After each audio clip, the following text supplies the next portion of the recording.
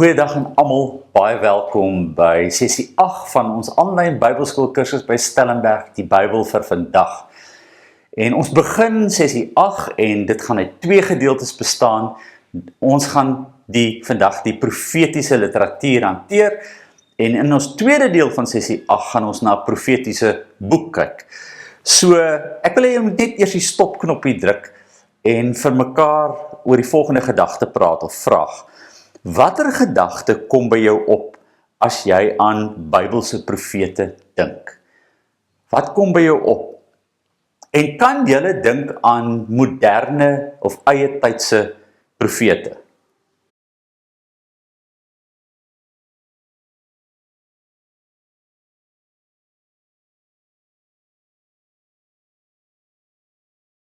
So Ou Testament profete is vir ons eintlik baie moeilik om te lees, weens verskeie redes. Die een is dat die taal wat hulle gebruik baie simbolies is en ons sukkel om dit te verstaan. Die tweede is dat ons sukkel om die storie agter die storie, die konteks te verstaan. Ons sukkel om die profete van mekaar te kan onderskei en 'n gevoel te kry van elkeen van die profete se uniekheid. En juist die storie agter die storie van waar hulle in 'n groter storie van die Bybel inpas. So ek het gedink om vandag net eers 'n kort inleiding oor Ou Testament profete te kan gee en dan in ons volgende sessie, die tweede deel van sessie 8, dan spesifiek stil te staan by een van die profete en ek het sommer maar net die profeet Amos gekies wat ons gaan saam lees. So, julle het nou gepraat oor profete. Ek dink dat wanneer ons dikwels aan die woord profeet dink, ons aan iemand dink wat hierdie besondere vermoë het om in die toekoms in te kyk en die toekoms te kan voorspel. En as ons aan moderne tydse profete dink, dan dink ons aan mense wat ons oor die televisie sien, of miskien iemand wat ons na gaan kyk het of geluister het, of iemand wat na ons toe gekom het en die woorde gesê, die Here het vir my gesê, en dan volg 'n klomp goed wat die Here vir hom gesê het, wat hy gedroom het, of gesien het, of aangevoel het, en dan is die spanning van, dit is wat vir jou voorlê. Dit is wat gaan gebeur. Die persoon is besig om vir jou te voorspel wat gaan kom. Wat altyd vir my vra, wat doen jy met hierdie voorspelling? 'n Goeie voorbeeld is mos Siener van Rensburg. Weet julle van Siener van Rensburg? Nou, hy het opgetree hier in die tyd van die Boereoorlog, toe dit moeilik gegaan het met 'n klomp boere, as gevolg van die Engelse oorheersing en hulle aan die verloorkant was. En hy het toe hierdie reeks visioene gekry het, of perspektiewe gekry het, wat hy gesê het van God afkom, en hy het dit begin verkondig, en vir die mense die boodskap gegee, dat hierdie visioene, of hierdie perspektiewe, dit doen het dat God vir hom wil sê, deur hom wil praat, om te kan sê, die boere gaan 'n verskriklike belangrike rol speel in ons land, in Suid-Afrika se toekoms. En dit het vir mense baie hoop gegee in 'n tyd wat dinge uitmekaar uitgeval het, om in hierdie toekoms te kan leef. Wel, ek kan nou vra, het die profesie nou dan so uitgewerk?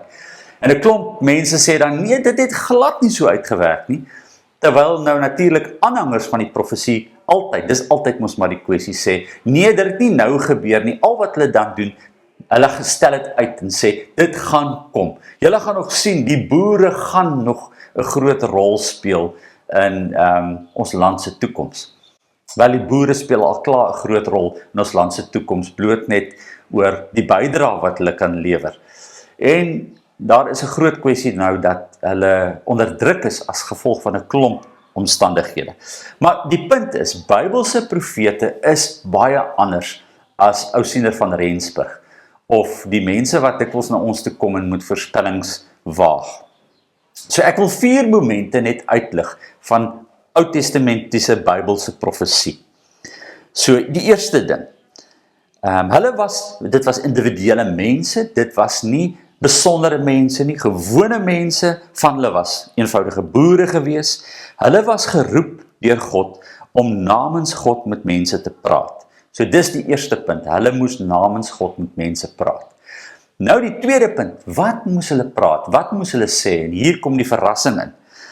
Hulle moes die volk herinner aan die groot waarheid, dat God hierdie volk verkies het, dat hy 'n verbond met hulle aangegaan het, vir 'n spesifieke rede, nie om hulle te verhef as nasie of volk nie, maar sodat hulle 'n seën vir die wêreld kan wees, 'n seën vir die nasies kan wees, sodat hulle 'n instrument kan wees in God se groter plan.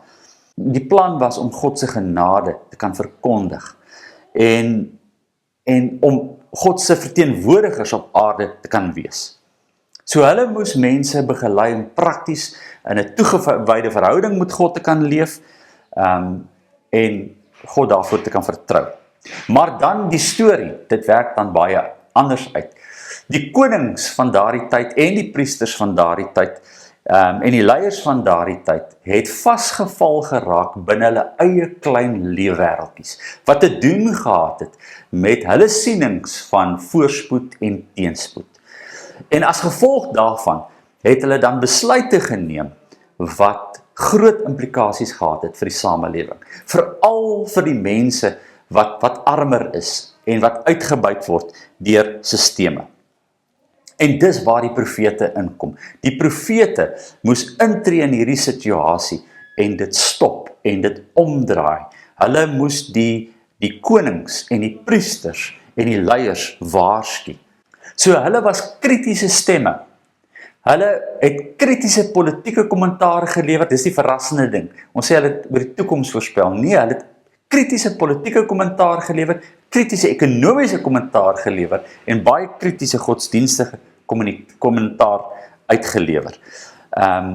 Nie oor wat in die toekoms wag nie, maar dit wat in die hede gebeur. So dis die verrassende ding van profete. Profete, 'n klein gedeeltetjie van profete was gefokus op dit wat in die toekoms kom. Maar die grootste gedeelte van die profete was gefokus om mense se oë te laat oopgaan, nie oor dit wat in die toekoms lê nie, maar dit wat reg voor hulle oë besig is om te gebeur en afspeel. So ek wil vir julle so 4 momente net uitlig van Bybelse profete, wat ons in al die profete kry. Die eerste ding, hulle kla die volk en die leiers aan. Hulle het hulle aangekla van wie hulle vlak godsdienstigheid, wat baie dikwels net gegaan het oor hulle eie behoeftes, en hulle godsdienst gedraai het vir 'n tipe van 'n selfdeterminasie.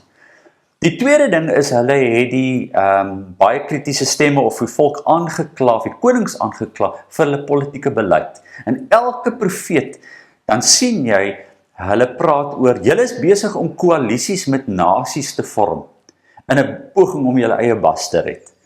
En net sodra julle sien hy nie gaan werk nie, dan vorm julle weer 'n ander koalisie met die ander nasie. En so spring julle rond tussen die nasies, om die beste situasie vir julleself te verseker, maar intussen is hierdie ding besig om teen jou te draai. Julle gaan agterkom, hoe meer ons daaroor praat, hoe meer skrikwekkend raak die profete se boodskap vir ons situasie vandag. En dan die derde ding rondom hierdie aanklag. Hulle almal het baie sterk klem gelê op die einde. Groot gewig van die Bybelse profete op sosiale geregtigheid. Dis 'n ding wat al hoe meer ongewild raak vandag, omdat die heersende perspektief begin draai na ons eie regte, maar sosiale onreg of sosiale geregtigheid gaan dan juis oor hulle verantwoordelikheid, nie net vir hulle eie belange nie, maar die verantwoordelikheid van die skepping en die omstandighede waar God ons binne geplaas het. En wat met ander woorde gebeur het reg deur die Bybelse profete, is dat mense gemanipuleer is deur politici en godsdienstiges, om meer en meer net vir hulle self om te gee, en minder vir die ander mense, en minder ook vir die skepping waarin hulle leef. En op die einde, al wat man het gedoen het, dit het die skepping en die samelewing laat bars. En daardie barsgeleenthede noem ons die ballingskaptye. En julle gaan sien, die ballingskaptye speel 'n groot rol in die profete. Weereens, ek vermoed dis presies wat vandag ook gebeur. Dat ons eie probleme, hoe ons dit verkeerd aanspreek, lei tot druk op 'n samelewing, wat nie aan die bokant bars nie, maar aan die onderkant bars. En dan kry jy weer 'n gelykmakende faktor. Maar in daai gelykmakende faktor lei die boonste gedeelte, want hulle moet so 3 stappe afbeweeg. En daarom was die profetiese boodskap nie baie gewild gewees nie. Vir die grootste gedeelte van 'n samelewing wat miskien bo die lyn dan gelê het. So die eerste een is, hulle kla die volk aan van ooglopende goed wat skeef loop in hulle hede. Die tweede ding is, hulle die koning en die godsdienstiges geroep tot besinning. Tot besinning om te begin leef in God se groter genade. Nie net sy genade vir hulle nie, of vir Israel nie, of vir 'n nasie nie, maar vir die groter samelewing waarin God hulle geplaas het. En dan kom ons by die derde een wat iets met die toekoms te doen het. Hulle kondig aan en sê, wel, as ons hierdie goed nie gaan doen nie, dan wag hierdie stuk oordeel vir ons. So die derde gedeelte, die oordeelgedeelte, is deel van elke profeet, en dan waarsku hulle die volk oor die gevolge van wat gaan gebeur as hulle nie iets aan hulle omstandighede doen nie. Die uiteinde daarvan, van al die profete, kan jy baie maklik saamvoeg. Die uiteinde was restaurasie en hoop. Die gedagte was dat hulle boodskap aan ons moet ruk, ons moet stop, ons anders moet laat kyk in ons hede, dat ons moet versoen, dat daar restituisie moet kom, dat daar verandering moet kom, want hierdie verandering bring hoop. Inteendeel van 'n stuk hoop wat ons kry deur iets te wil vat, of iets te wil regeer, of iets te wil beheers. So, aan die einde is dit baie maklik. Wie het van die profete gehou? Niemand het regtig van die profete gehou nie. Inteendeel, nie die grootste deel van die samelewing wat besluitreg gehad het nie. Nie die konings nie, nie die presidente vandag nie, want niemand hou daarvan om gekritiseer te word deur dit wat hulle doen nie. En veral nie deur gewone mense wat geen kwalifikasie het nie. En die profete self het ook nie daarvan gehou nie. Hulle het nie van hierdie roeping gehou nie. Jeremia noem ons die heilende profeet. In Jeremia 20 vers 7 sê hy, U het my mislei, Here, en ek het my laat mislei. Ek word heeldag uitgelag. Almal spot met my. En Elia was uitgeput en depressief. En Jona was kwaad. Tot op die einde. En hy het nooit verander nie. En Esegiel was uitgelewer en hy was gebroke gewees. So kom ons kyk net na die kern van die profete. Wat moes hulle doen? Hulle moes die waarheid spreek vir die hede. En dis nie 'n hemelse waarheid wat hulle deur 'n of ander droom of visioen gesien het nie. Hulle het dit plein voor hulle gesien gebeur. So hulle het kritiese kommentaar gelewer op dit wat hulle reg voor hulle sien gebeur het. Die tweede ding is, en saam met die eerste ding, is hulle die vermoë gehad om dit te kan onderskei. Die tweede kernding was, dat hulle nie bang was om gevestigde gemeenskaplike waardes wat ontwikkel het uit te daag nie, en te sê, ons moet hierdie goed verander nie. En die derde ding was dat hulle nie bang was om mense uit te wys op praktiese geregtigheid nie, oor wat dit beteken, wat God se geregtigheid beteken, wat God se genade beteken, en dat dit iets meer beteken as wat hulle selfs dink net vir hulle self. Dit beteken iets groter vir die skepper. So dis in kort net die gevoel van die profete. En onthou, elkeen van die profete het in 'n ander tyd en omstandigheid opgetree, gaan nou daarby kom, en hulle aanvoeling en hulle karakter is 'n bietjie anders, maar alles wat ons tot nou gesê het, kry ons in al die profete. So as ons die profeteboeke gaan indeel, kry ons die groot en die klein profete. Julle sal ons nou dit weet. Nou weet julle wat is die verskil tussen 'n groot en 'n klein profeet? Julle sal dink is belangrikheid of lengte. Nee, dis nie hulle fisiese lengte nie, maar die lengte van die boeke. So die groot profete is die langer boeke. Dit is boeke soos Jesaja, Jeremia, Esegiel en Daniël.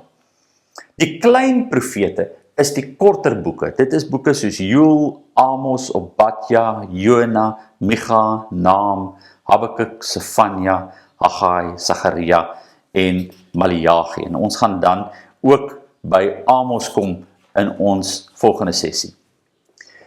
Nou profete kry jy op twee verskillende plekke in die Bybel. Jy lees nie op een plek van hulle nie. En hierdie onderskeid is belangrik en dit gaan vir julle regtig baie help om die Bybel meer insiggewend te kan lees. So ons lees oor die individuele profete in die profeteboeke. So jy kan gaan kyk vir Amos of Hosea of Sagaria en jy blaai na die boek toe en jy lees oor daardie profeet. En elkeen van hulle weer eens het in 'n ander tyd opgetree en in 'n ander plek in Israel. Maar jy lees ook op 'n ander plek van hulle. So in die begin van die Bybel kry jy jou historiese boeke. En die historiese boeke, dis soos 'n linker en 'n regterhand van klavier speel. Jou historiese boeke vertel die storie van die konings van 1000 voor Christus tot 400 voor Christus. En in daai storie kom daai profete voor. So jy kry eers die Bybel begin en gee vir jou 'n oorsig van die geskiedenis van al die konings, van die noordelike koninkryk en die suidelike koninkryk en dinge wat daarby gebeur het en dan lees jy hierdie profete se name, maar dan as jy 'n bietjie wil dieper gaan lees na daai periode, kan jy dan gaan na die profete toe en die profeteboek gee vir jou dan 'n uitbreiding van daai historiese omstandighede. So al die profete kan jy met ander woorde koppel op 'n manier aan die breër storie, die geskiedenis van Israel. Die volgende belangrike ding is net waar hulle opgetree het. So die koninkryk van Israel lank terug, Dawid se tyd, was dit een koninkryk gewees. En die koninkryk het toe in twee gedeeltes verdeel. En ons grootste deel van ons Ou Testament praat oor hierdie twee koninkryke. Die noordelike koninkryk het ons Israel genoem en hulle hoofstad was Samaria en die suidelike koninkryk het ons Juda genoem en hulle hoofstad was Jerusalem. Nou al die profete het of opgetree in die noordelike koninkryk of die suidelike koninkryk. So jy sal altyd sien en die twee politieke situasies was verskillend. Daar is van die profete wat ook so half tussen of by albei opgetree het. Die volgende ding is dat jy al die profete in 3 tydsones kan plaas. Onthou julle, ek het weer gepraat van as dinge begin vou in die samelewing, dan bars dit. En daai barsmoment noem ons die ballingskap. En daar was 2 ballingskapperiodes. Die een was in 722 voor Christus, die Assiriese ballingskap, toe die noordelike koninkryk vernietig is en weggevoer is uit ballingskap. En die tweede ene, die groot ene, was die Babyloniese ballingskap. Toe koning Nebukadnesar die volk weggevoer het na Babel toe in 586 voor Christus. So ons profeteboeke word redelik ingedeel volgens hierdie laaste Babyloniese ballingskap. 'n Klomp profeteboeke praat voor die ballingskap, 'n klomp van die profeteboeke praat tydens die ballingskap en 'n klomp profeteboeke is geskryf na die ballingskap. En om julle nou 'n bietjie verder te verwar, was daar ook mense wat hierdie profete boodskappe gevat het en dan ook 'n bietjie uitgebrei het. So selfs in van die profete, soos Jesaja, kry ons verskillende lae en die laaste lae is nie self deur die profeet geskryf nie, maar later ook net dan bygevoeg. So dit gee vir hulle 'n mooi uitleg net van die profete. Kom ons praat vir 'n oomblik net oor die gevare van profetiese literatuur. En die gevare is eintlik baie maklik. En dit is dat mense baie sonder meer profetiese boodskappe koppel aan hedendaagse persone, figure en omstandighede, wat nie verantwoordelik is om te kan doen nie. Jy sou dit ook kon koppel aan 'n klomp historiese figure en omstandighede in die afgelope 3-4 jaar. Maar dat mense nou sê, nou is hierdie boodskap. Die boodskap van die profete lê nie noodwendig in die gebeurtenis daarvan nie, maar dit vertel vir ons oor die gevolge van die gebeurtenis. So, daar's 'n groter boodskap as dat die profesie gaan uitspeel in die profesie as 'n persoon of 'n plek. En dit gaan oor dat ons daai profesie vat en begin verstaan in ons tyd. Ons gaan in ons einde van ons sessie daarmee eindig. Die tweede ene is om baie van die profetiese boodskappe wat baie simbolies geskryf is, letterlik te gaan lees. Ek hoef dit nie vir julle te verduidelik nie. Jy kan nie iets wat figuurlik of simbolies verduidelik word, letterlik toepas nie. Die derde ding natuurlik is om voorspellings te waag. Ek het net al so baie te doen gehad met mense wat dan nou sê, hulle het die gawe van profesie, en God het vir hulle dit gesê, en as ek sê, waar het hy dit gesê, en dan sê hulle wel, hulle het dit gedroom, of hulle het dit gesien, of hulle het dit gehoor, En dit is van toepassing op my eie lewe, en dan sê ek vir hulle, maar baie snaaks, hoekom het die Here dit nie vir my gesê nie? Hoekom het dit nie vir my gewys nie? Hoekom sal hy dit nou net vir jou wys? So, die gedagte van die profete is nie voorspellings nie, en 'n klomp hedendaagse profete is vas oortuig dat hulle mense is wat in die toekoms inkyk. En die laaste belangrike ene is, dat ons die profete altyd lees in die lig van Jesus, en sy koms, en as middelaar. Onthou ons het gesê, profete praat namens God by mense. Jesus Christus het daai plek kom vul, en is by ons, en praat deur sy Heilige Gees met ons. Die verrassing julle is, dat alle gelowiges vandag geroep word, as priester, koning en profeet. Ons almal is geroep om so op te tree, as om profete op te tree. Ons is geroep om die waarheid te spreek, om die waarheid in ons Here te onderskei. Ons is geroep as priesters. Ons het nie 'n middelaar nodig nie, maar Christus is by ons om direk met God te kan praat, en sy Gees ook. En ons het nodig om vir ander mense in te tree. En derdens konings. Ons regeer saam met God in sy skepping. Koning beteken dat ons verantwoordelikheid neem, nie net vir ons eie lewens nie, maar vir God se groter omgee. So ek wil hê julle moet nou eers net die stopknoppie druk, en aan hierdie volgende vrae net dink. So ek wil hê julle moet dink 'n bietjie aan ons omstandighede vandag. Dink aan die wêreld se onstabiliteit. Dink aan die oorlog wat gevoer word. Praat met mekaar oor mense se soeke na eie belang. En praat met mekaar oor die mense wat daaronder ly. Wat die profete oor waarsku. Die armes, die gemarginaliseerdes. En dat ons op 'n manier nie daaroor begin omgee nie, maar eerder omgee oor selfdeterminasie. Praat ook met mekaar oor ons getuienis. Wat getuig ons in hierdie tyd? Wat verkondig ons? Wat is die onderskeidingsvermoë wat ons moet hê? Wat is die waarheid wat ons moet spreek? En die derde ding is, wat is die onreg wat ons moet uitwys en 'n hart voor kry? Gesels met mekaar oor hierdie 3 vrae.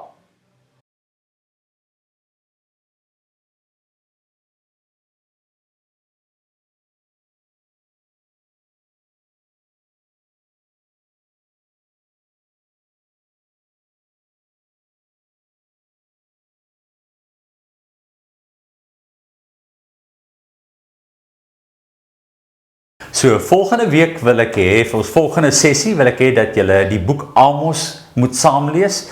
Dit is 'n baie kort boek, en julle is deel van die klein profete, julle sal dit maklik kan doen.